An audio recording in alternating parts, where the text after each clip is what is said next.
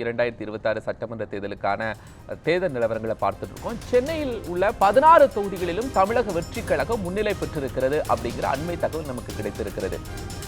சென்னையில் இருக்கிற 16 சட்டப்பேரவை தொகுதிகளிலும் தமிழக வெற்றிக் கழகத்தினுடைய வேட்பாளர்கள் முன்னிலை பெற்றிருக்கிறார்கள் அப்படிங்கிற அண்மை தகவல் நமக்கு கிடைத்திருக்கிறது.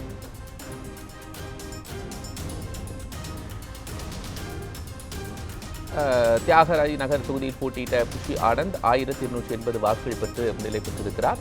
அதேபோன்று தமிழக வெற்றிக் கழகம் போட்டியிட்ட 16 தொகுதிகளிலும் தமிழக வெற்றிக் கழகமே முன்னிலை வகித்திருக்கிறது அப்படிங்கிற தகவல் நமக்கு கிடைத்திருக்கிறது.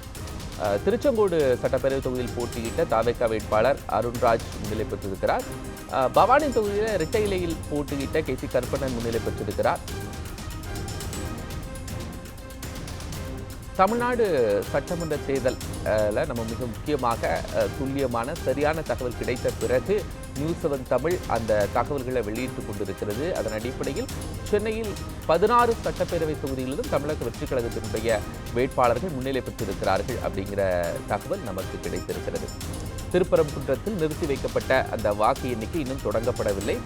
அதே போன்று கும்பகோணத்தில் வாக்கு எண்ணும் பணிகள் இன்னும் தொடங்கப்படவில்லை அப்படிங்கிற தகவல் நமக்கு கிடைக்கப்பட்டிருக்கிறது.